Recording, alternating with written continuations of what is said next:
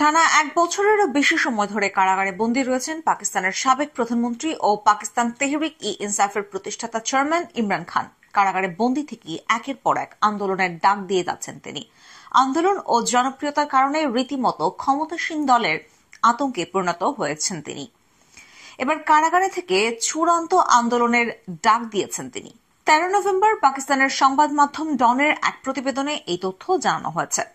প্রতিবেদনে বলা হয়েছে, কারাগার থেকে চূড়ান্ত আন্দোলনের ডাক দিয়েছেন ইমরান খান। আগামী 24 নভেম্বর রাজধানী ইসলামাবাদে কর্মসূচির ঘোষণা দেন তিনি। ডন জানায়, ইমরান খান এই আন্দোলনকে কারচুপি করা, নির্বাচনী ফলাফল, অন্যায়ভাবে নেতাকর্মীদের গ্রেপ্তার এবং সরকারের 26তম সাংবিধানিক সংশোধনী পাশের বিরুদ্ধে প্রতিবাদ হিসেবে উল্লেখ করেছেন। এর আগে 2023 সালের আগস্টে ইমরান গ্রেপ্তার হওয়ার পর থেকে তার সমর্থকরা দেশ জুড়ে আন্দোলন চালিয়ে আসছেন। তারা 2024 সালের নির্বাচনী জালিয়াতির অভিযোগে ক্ষোভ প্রকাশ করেছেন। এছাড়া পিটিআর নেতাকর্মীরা প্রতিনিয়ত হয়রানি ও বারবার গ্রেপ্তার হয়েছেন।